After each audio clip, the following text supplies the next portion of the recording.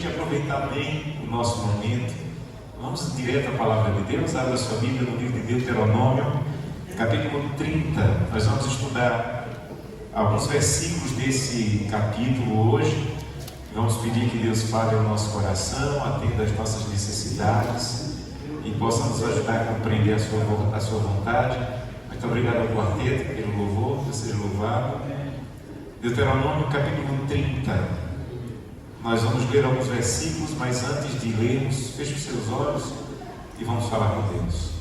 Oremos. Querido e eterno Pai, muito obrigado pela oportunidade de estar nessa igreja e participar com eles desse momento de celebração, de reconhecimento de que o Senhor deve ser o primeiro em nossa vida. Agora nós vamos estudar a Tua Palavra, Senhor, e eu não sei o que essas pessoas precisam ouvir, mas eu confio que o Senhor sabe e que a Tua Palavra vai atender às necessidades daqueles que realmente vieram aqui para ouvir a Tua voz e para atender, Santo Deus, o Teu chamado de priorizar o Senhor em tudo que o Senhor nos orienta. Fala conosco, Santo Deus, eu te peço em nome de Jesus. Amém. Antes de lermos o texto bíblico, me deixa te explicar um pouco o contexto de Deuteronômio.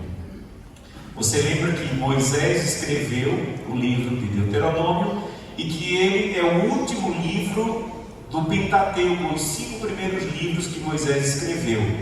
Então Moisés começou com Gênesis, depois foi para Êxodo, Levítico, Números e completou os seus 5 livros em Deuteronômio.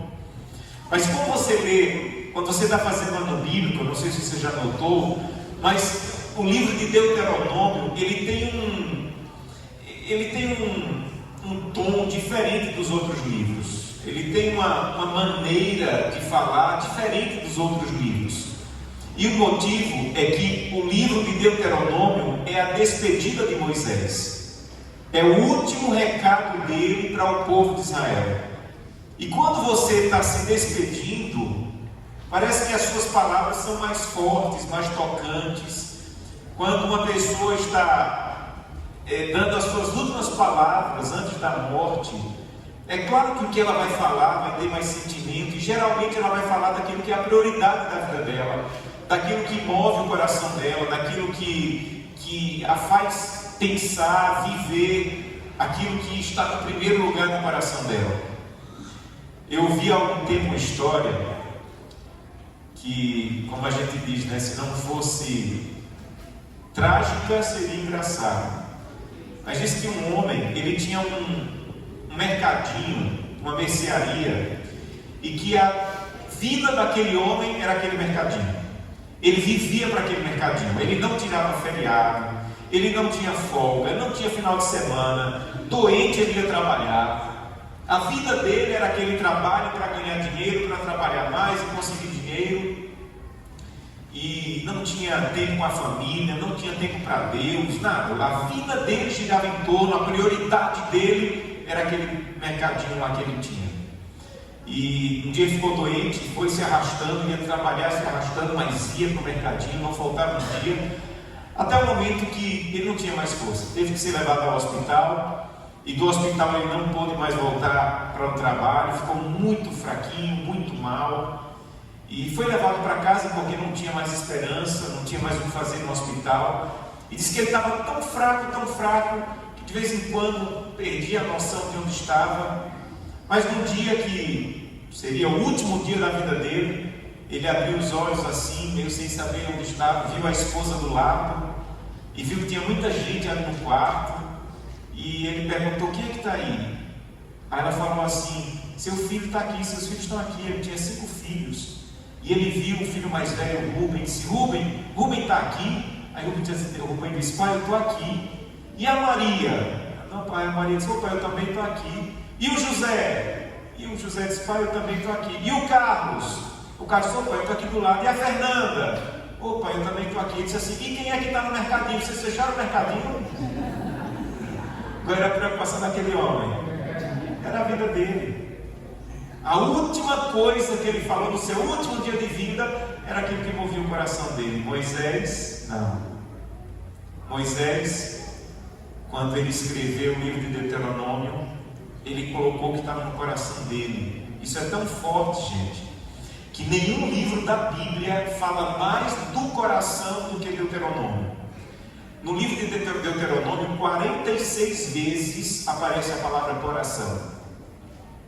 A Bíblia fala de coração em vários momentos, mas nenhum outro livro aparece tanto a palavra coração como no livro de Deuteronômio.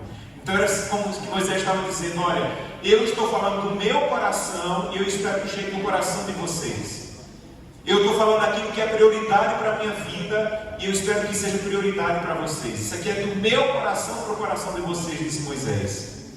Gente, Deuteronômio era tão importante.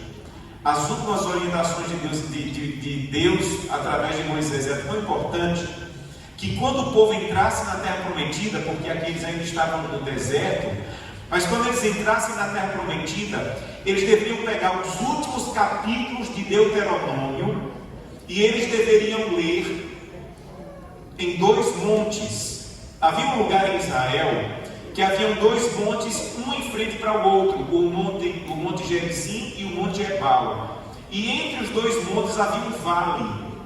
Então Deus orientou Moisés que quando o povo entrasse em Israel, na terra de Canaã, eles deveriam ir para esse vale. A metade das tribos era para ficar no monte de Gerizim, a outra metade no monte Ebal, e no meio, no vale, era para colocar a arca de Deus, e era para ler essas últimas palavras de Moisés. Olha como sério era isso.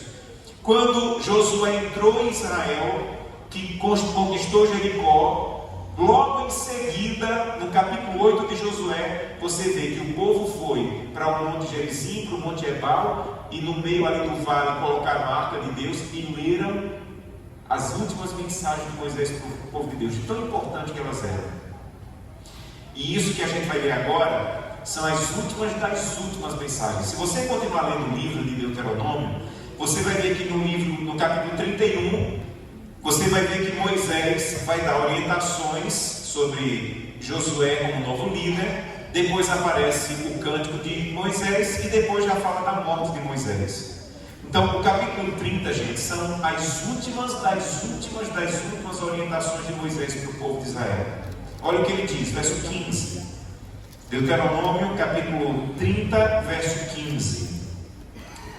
Vê que proponho hoje a vida e o bem, a morte e o mal. Se guardares os mandamentos que hoje te ordeno, que ames o Senhor teu Deus, andes nos teus caminhos e guardes os seus mandamentos e os seus estatutos e os seus juízos, então viverás e te multiplicarás, e o Senhor teu Deus te abençoará na terra que você vai possuir. Verso 17. Porém, se o teu coração se desviar e não quiseres dar ouvidos, e fores seduzidos e te inclinares a outros deuses e os servires, então hoje te declaro que certamente perecerás. Não permanecerás longo tempo na terra a qual vais passando o Jordão para possuires. Os céus e a terra tomo hoje como testemunha contra ti, que te propus a vida e a morte, a bênção e a maldição. Escolhe, pois, a vida para que vivas tu e a tua descendência. Verso 20. Amando o Senhor teu Deus, dando ouvidos à sua voz e apegando-te a Ele, pois disto depende tua vida, tua longevidade, para que habites na terra que o Senhor, sob juramento, prometeu dar a teus pais, Abraão, Isaque e Jacó. Então Moisés, quando termina as orientações dele, diz assim: olha, eu vou terminar dizendo o seguinte: o que eu apresentei para vocês não é coisa pequena. O que eu apresentei para vocês, a proposta que eu apresentei para vocês no meu discurso é vida ou morte, bem ou mal. Então não brinque com as orientações de Deus. Não brinque. Não brinque com aquilo que Deus disse que você deveria fazer. Não brinque. Leve a sério o que é sério para Deus. Leve a sério o que é prioridade para Deus. E Moisés, se você ler os discursos, nós não temos tempo, porque são vários capítulos, Mas se você ler os discursos de Moisés, eles sempre giram em torno de coloque Deus em primeiro lugar da sua vida em tudo. Faça de Deus a prioridade da sua vida em tudo. E a festa das primícias, meus irmãos, era uma maneira de o povo reconhecer quem era o primeiro. Então, tudo que o povo fazia, as orientações de Moisés, era para dizer, coloque Deus em primeiro lugar em tudo. A festa das primícias, meus irmãos, era tão séria, mas tão séria, que quando a plantação estava na época da colheita, geralmente era a plantação da cevada, eles tinham que colher um molho da cevada, e eles tinham que pegar aquele primeiro molho, aquela primeira quantidade de cevada colhida e levar para o sacerdote. E o sacerdote ia mover para cima e para baixo, para um lado e para o outro o molho, dizendo, essa família, Deus está dizendo que a primeira parte da colheita é o reconhecimento de que toda a colheita pertence ao Senhor. Isso é tão sério, gente, que em Levítico capítulo 23, verso 14, diz que eles não podiam comer uma espiga da colheita antes de oferecer a Deus o primeiro molho, para que o povo de Israel lembrasse quem é a prioridade na nossa vida, quem é o primeiro na nossa vida, quem é aquele que deve dirigir tudo, guiar tudo, por onde eu devo começar. Então o que Moisés está dizendo é, o que eu orientei vocês, de colocar Deus em primeiro lugar da vida, por favor, não brinque com isso, não brinque com isso, porque isso vai fazer a diferença entre a vida e a morte, entre o bem e o mal. Quem é pai aqui entende bem o que Moisés quis dizer, a emoção que Moisés tentou passar. Eu tenho 2 filhos, a menina tem 17 e o menino tem 16, e eu fico orando tanto, irmãos, para que eles ouçam as minhas orientações. Agora eles estão no momento de tomar decisões deles, pessoais. Agora as decisões eu não posso mais ditar, nem obrigar, e está correto um pai dizer agora, ele tem que ser desse jeito, todo o tempo. Agora ele já tem condições de tomar as decisões deles. Mas eu estou orando tanto com a minha esposa, Senhor, por favor, que eles escolham o que nós ensinamos, porque eu sei que isso é vida.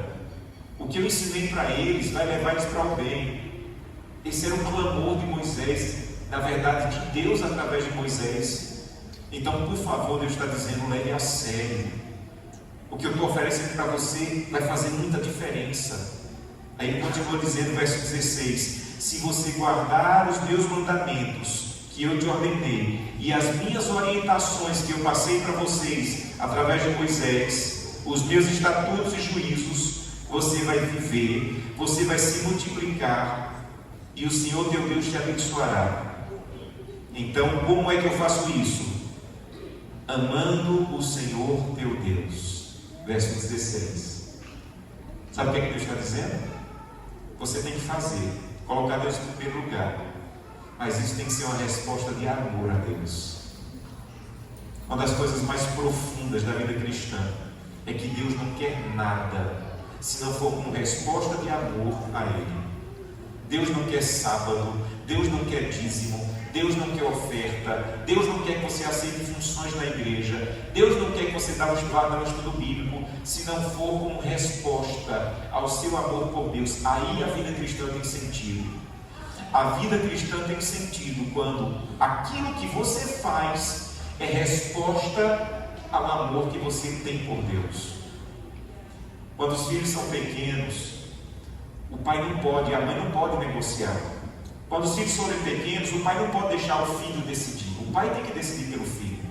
O pai tem que dizer por onde ir, o que fazer, o que não fazer, o que comer, o que não comer, o que assistir, o que não assistir. Mas quando chega na idade que os meus estão, você tem que, no mínimo, acreditar que eles têm uma mínima possibilidade de decidir. E de vez em quando, lá em casa, acontecem coisas que fica naquela encruzilhada, o adolescente querendo empurrar a porta e o pai querendo segurar a porta. E eu decidi uma coisa com minha esposa, ainda estamos em treinamento sobre como é criar filhos adolescentes, mas eu decidi uma coisa com minha esposa: vamos deixar que eles decidam. E às vezes minha filha quer fazer alguma coisa, eu digo assim: filha, Eu já te ensinei o que você tinha que fazer, agora você decide. E eu vejo um peso nas costas dela. Ela preferia discutir comigo e ser obrigada, mas eu digo assim: filha, você vai decidir.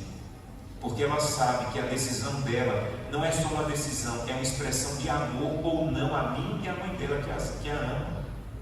É isso que Moisés está dizendo. Você tem que obedecer, você tem que guardar as orientações de Deus, você tem que priorizar Deus, mas isso aqui tem que ser resposta de amor a Deus. Então você vai guardar o sábado, ou eu vou guardar o sábado, porque a Bíblia diz que eu devo guardar o sábado. Então guarde por amor a Deus. Não guarde por obrigação, não guarde esperando que acabe logo. Guarde por amor. Você vai me devolver dízimos e ofertas? Não, pastor, está na Bíblia, está claro, eu vou ser fiel nos dízimos. Então faça por amor a Deus. Faça por alegria de um Deus que te ama e que você quer amar também.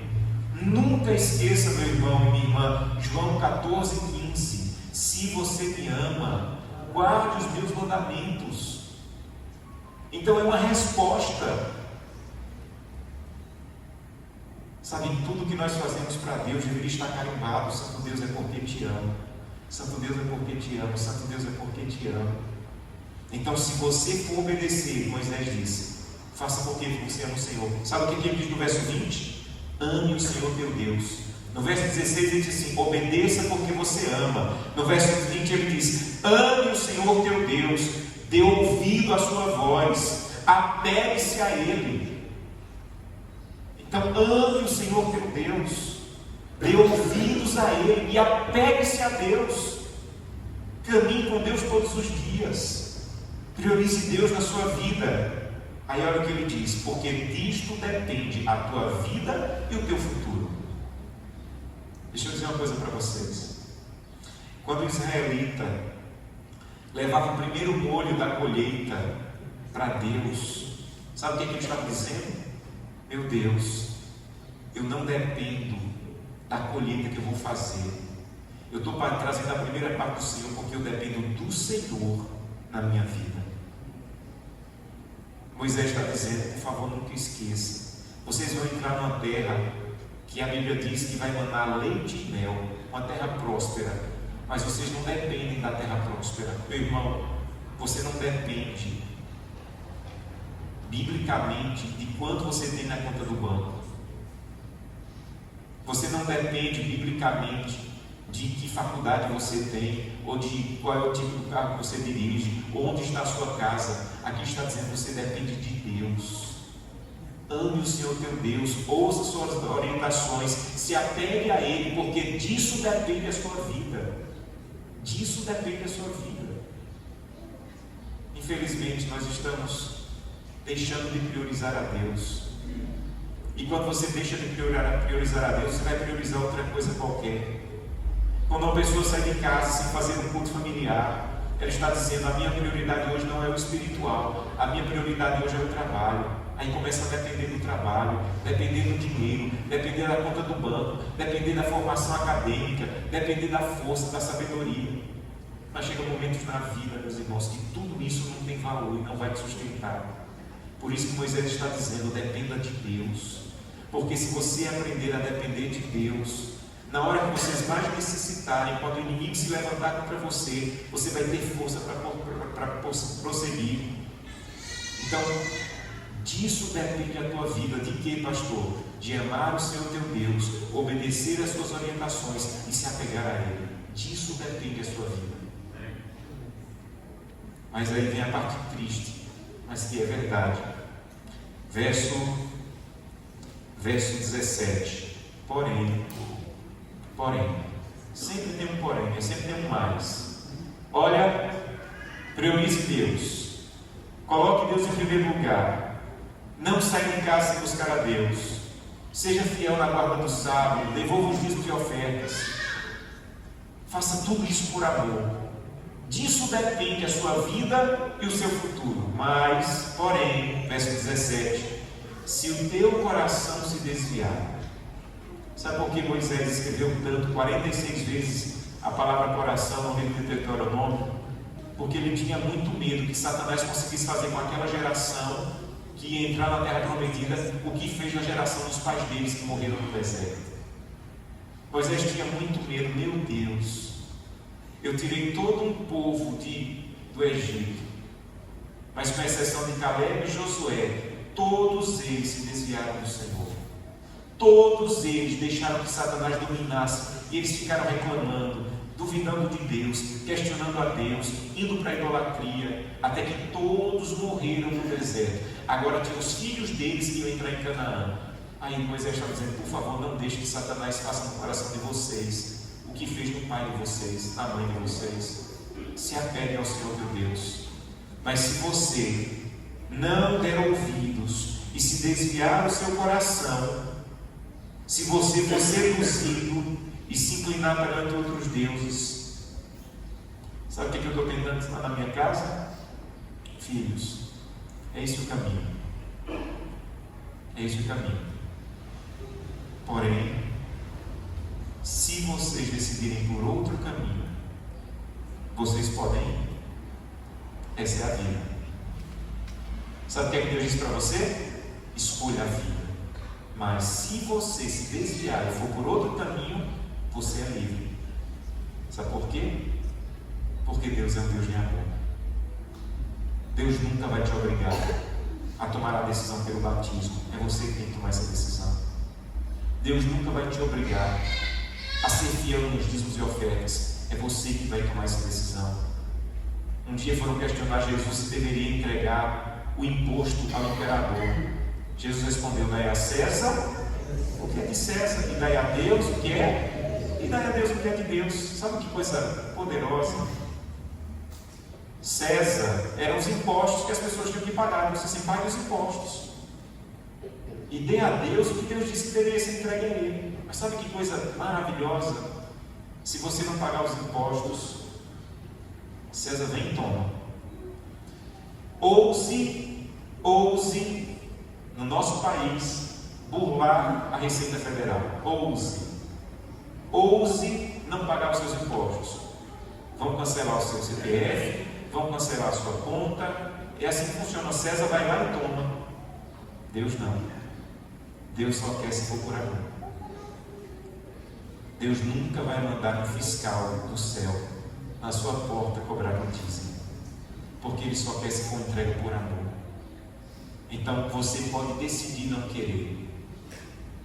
Um dia, colocar o meu filho de castigo, e o castigo era não ter mais celular. Nós só demos o celular para os nossos filhos com 16 anos, 15, 16 anos. Mas quando fez o que não devia, tomei o celular e disse: não vou entregar o celular. Eu digo: olha, não vai me entregar o celular? Não vou entregar o celular.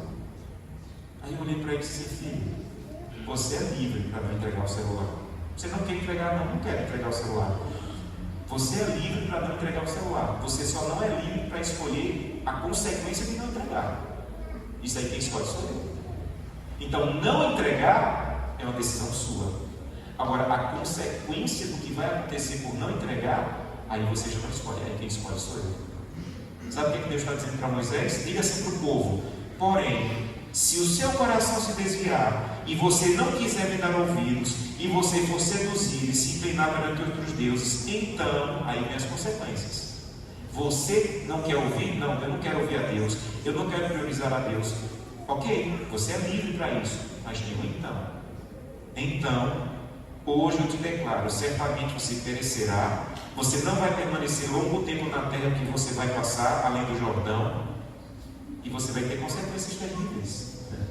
Então Deus está dizendo: assim é a vida. Assim é a vida. Você sabe que deve guardar o sábado e decidiu não guardar, você é livre, mas há consequências. Você sabe que deve ser fiel a Deus nos dízimos e ofertas, mas decidiu não ser, você é livre, mas inevitavelmente há consequências. Você sabe que deve buscar a Deus todos os dias, que deve ter um culto familiar na tua casa, e você não tem feito, você é livre, mas há consequências no casamento, na família, nos filhos. Então, você pode decidir não dar ouvido a Deus, não obedecer a Deus, não priorizar a Deus. O que você não pode decidir é se vai vir, se virão consequências ou não. Elas virão, meus irmãos. Elas virão. Então, o que Deus está dizendo é, verso 19: Oh meu filho, os céus e a terra eu tomo hoje por testemunha. Eu te propus a vida e a morte, a bênção e a maldição. Mas por favor, meu filho, escolhe a vida para que vivas, tu e a tua descendência. Eu te propus, meu filho, que você me priorize. Eu te propus, meu filho, que você me coloque em primeiro lugar. Oh meu filho, eu te propus que você me siga de todo o coração. Essa é a proposta que eu tenho para você. Oh meus irmãos, que essa tarde, essa festa das primícias, você diga: Santo Deus, eu quero te colocar em primeiro lugar, porque há alguns aspectos da minha vida que o Senhor ainda não é prioridade. No cuidado do meu corpo, Senhor, o Senhor não tem sido prioridade. Eu como do jeito que eu quero e eu sei que eu estou destruindo o santuário do Espírito Santo. Eu não estou cuidando do meu corpo. Oh Santo Deus, eu não quero mais isso, eu quero que o Senhor seja prioridade no meu corpo. Santo Deus, o Senhor não tem sido prioridade no meu tempo. Meus irmãos, os brasileiros estão passando em média 9 horas por dia conectados à internet. Eu não sei quanto tempo nós estamos passando com a Bíblia e com a oração, mas se eu estou priorizando mais o tempo conectado à internet do que a Bíblia e a oração, alguma coisa não vai bem na minha vida espiritual. Então eu quero convidá-lo a dizer: Santo Deus, o Senhor vai ser a prioridade. As primícias do meu tempo. As primícias do meu tempo.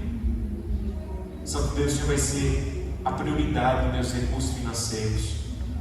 O Senhor vai ser a prioridade, Santo Deus, porque eu quero te colocar em primeiro lugar em todos os aspectos. Eu quero ouvir o Senhor, eu quero escolher a vida, eu quero escolher a bênção e não a maldição. E com a tua ajuda, Santo Deus, com a tua ajuda e tua presença na minha vida, é isso que eu vou escolher. Eu imagino o coração de Moisés apertado, pensando: o que será desse povo? O que vai ser desse povo? Claro que infinitamente menor é o aperto que eu tenho no coração por meus filhos. O que será que eles vão escolher para a vida? Que caminho eles vão seguir? Eu sempre disse para os meus filhos: eu não tenho nenhuma preocupação e nenhuma pressão sobre que tipo de faculdade vocês vão fazer, sobre que tipo de emprego vocês vão ter. Escolham. Só tem uma coisa: que se vocês não escolherem bem, eu vou ficar muito triste. Se meu filho não for pastor, não há problema. Se minha filha não fizer uma faculdade que eu acho que é a que mais está adaptada a ela, não tem problema. Mas eu disse a ele: só uma coisa que eu vou ficar triste: se um dia vocês disserem: pai, eu não quero mais priorizar Deus na minha vida. Era a dor que Moisés estava sentindo. E talvez seja a dor que nós estamos colocando no coração de Deus, meus irmãos. Não está priorizando Deus em algum aspecto da nossa vida. Me permita contar uma história que talvez alguns já me ouviram contando por aí nos vídeos. Mas há alguns anos eu fui fazer uma série de pregações em um estado aqui do Brasil. E toda noite eu pregava numa igreja diferente, num auditório diferente. Na primeira noite, quando eu terminei, eu fui à porta para me despedir dos irmãos, e uma jovem se aproximou de mim, chorando muito. E eu percebi que ela não estava chorando por causa do sermão, ela estava só chorando por causa de um problema que ela estava vivendo. E ela disse: pastor, eu posso falar um pouquinho com você? Eu disse: claro. Nos afastamos um pouquinho. Ela disse: pastor, eu faço faculdade na Faculdade Adventista da Bahia, e eu sou aqui dessa cidade, minha família é muito pobre, eu sou a primeira pessoa da minha família a conseguir fazer uma faculdade, e eu estudei lá, mas deixei uma dívida da faculdade de R$6.000. Eu vim para as férias comportar, consegui vender R$4.000, mas ainda falta R$2.000, pastor. Eu não tenho mais de onde tirar, eu não sei de onde tirar, e eu preciso fazer a matrícula aqui a 3 dias. Se eu não faço a matrícula em 3 dias, eu não posso voltar para estudar. E pastor, eu preciso voltar, não tem mais nada aqui para mim. Eu sei que eu vou mudar a história da minha família com a educação. Pastor, o senhor não me conhece, mas por favor me socorre, me ajuda. Eu disse a ela: olha, eu não tenho esse dinheiro, mas eu vou dar um jeito. De algum lado eu vou conseguir esse dinheiro. Eu coloco uma parte, eu peço a outras pessoas: vamos dar um jeito, não desiste não. Orei com ela e anotei o número dela para, em 2 dias no máximo, dar um jeito de conseguir o dinheiro para ela. E à noite eu fui falar com alguém que tem muito dinheiro, com ele. Eu disse: Deus, eu não tenho esse dinheiro, mas eu sei que o senhor tem, né? E eu sei que o senhor sabe onde está. me ajuda, eu vi muita sinceridade dessa menina, me ajuda a conseguir esse dinheiro. E no outro dia eu fui pregar em outra igreja. Quando eu estava na porta, também me despedindo, um irmão já idoso se aproximou de mim, e ele estava com um envelope assim, bem cheinho. Aí disse, pastor, Deus me disse para me entregar esse envelope. E eu disse, irmão, o que é que tem nesse envelope? Ele falou, dinheiro. Eu digo, irmão, o senhor sabe que o pastor adventista não fica recebendo dinheiro na porta da igreja. O pastor adventista não pode estar pegando dinheiro de igreja. Aí ele falou, pastor, eu sei, mas Deus me disse que é para entregar esse dinheiro. E eu disse, irmão, quanto é que tem nesse envelope? Ele falou, R$2.000. E eu disse, irmão, deixa eu lhe contar o que aconteceu ontem. Aí contei a história para ele e ele falou assim, pastor, agora eu entendi. Era para eu falar com o senhor, mas o dinheiro não é para o senhor não. Aí eu liguei para aquela menina, ela morava relativamente perto, imagina a alegria dela, no outro dia já tinha o dinheiro que faltava para a faculdade. Aí eu conheci esse irmão Alves, José Alves. A gente ficou muito amigo, um dos adventistas mais ricos do Brasil. Ele tem 78 lojas de imóveis, ele tem fazendas de gado, fazendas de ovelha, piscinas gigantes de criação de peixes tambaquis. Um homem muito próspero, mas um homem que entendeu que a prioridade da vida é Deus. Que quando Deus precisar, era só sussurrar que ele fazia. E a gente ficou tão amigo que todas as vezes que eu viajava para aquela região, eu dava um jeito de encontrar com ele, de almoçar com ele. E um dia, por volta ali de 2023, ele me ligou e disse, pastor, eu estou com uma enfermidade. E o médico disse que é muito séria. E essa enfermidade rapidamente tirou a saúde dele. E era muito comum, meus irmãos, que todos os sábados, onde eu estivesse pregando aqui na América do Sul, entre 6 da manhã e 9 da manhã, ele me ligava. Aí dizia, pastor, hoje eu estou muito fraquinho, não tenho como ir para a igreja, mas eu acabei de assistir um sermão seu aqui no YouTube e eu queria orar com você. E esse era o meu início de sábado. Recebi a ligação do irmão Alves para orar com ele, para conversar um pouquinho. E eu estava um dia pregando na Argentina, em 2024. E a esposa dele me ligou 9 horas da manhã. E quando eu atendi, eu pensava que era para conversar sobre o sermão. Eu disse, pastor, ela falou, pastor, hoje não é sobre um sermão. O seu amigo está na UTI e o médico disse que ele tem poucas horas de vida. Naquele mesmo sábado, o irmão Alves morreu. Eu estava muito longe, não pude estar com a família, mas durante a semana eu liguei para a esposa para orar com ela, para chorar um pouco. A gente era muito amigo. E ela me disse assim, pastor, você quer saber como foram os últimos dias da história do seu amigo? Eu disse, claro. Ela falou, pastor, ele estava em paz com Deus. Ele estava tão em paz, pastor, mas tão em paz, que ele sabia que ia morrer e estava tranquilo. E ele começou a me orientar o que fazer com as lojas, o que fazer com as fazendas, o que fazer com o recurso que ele estava deixando. E ele estava tão em paz, que um dia eu disse assim, querido, o que é que você quer que eu escreva na lápide ali no cemitério? O que é que você quer que eu escreva lá? Você quer que eu escreva o seu nome, que você era fazendeiro, ou que você era empresário? O que você quer que eu escreva lá? Ele falou, não. Na lápide, no cemitério, no meu túmulo, eu quero que escreva assim, o meu nome, e embaixo escreva assim, diácono da Igreja Adventista do Sétimo Dia. E ela falou, mas diácono? Ninguém sabe o que é diácono. Ele falou, por isso. Porque vão me perguntar, que negócio é esse de diácono? Aí vai ser a sua oportunidade de dizer quem eu sou e o Deus que eu sirvo. Ele falou para a esposa, eu não quero ser conhecido pelas fazendas nem pelas lojas, eu quero ser conhecido pelo Deus que eu sirvo. E tem mais, ele falou, ele tinha um terno, que ele só usava esse terno para ser diácono, era um terno dedicado a Deus. Com esse terno ele falou que não ia para casamento, com esse terno ele não ia para trabalho, para empresa, e ele falou assim para a esposa, eu quero ir para o cemitério vestido com o meu terno de diácono, porque quando Jesus voltar ele vai me ressuscitar. E quando ele me ressuscitar, eu vou dizer, Jesus, se tiver diácono no céu, eu já estou vestido. E o meu amigo foi para o cemitério vestido com seu terno de diácono. E me deixou uma grande lição. Quando eu coloco Deus em primeiro lugar na minha vida, quando eu não deixo que Satanás tome o meu coração, as outras coisas dessa terra não são minha prioridade. O irmão Alves entendeu o que Moisés tentou dizer para o povo de Israel. Disto depende a tua vida. A tua vida, ele disse para o irmão Alves, ensinou para o irmão Alves, a tua vida não depende das fazendas, a tua vida não depende das lojas, porque se ele vendesse, meus irmãos, toda a riqueza dele, não tinha como acrescentar um dia de vida, nem tinha como tirar aquela doença dele.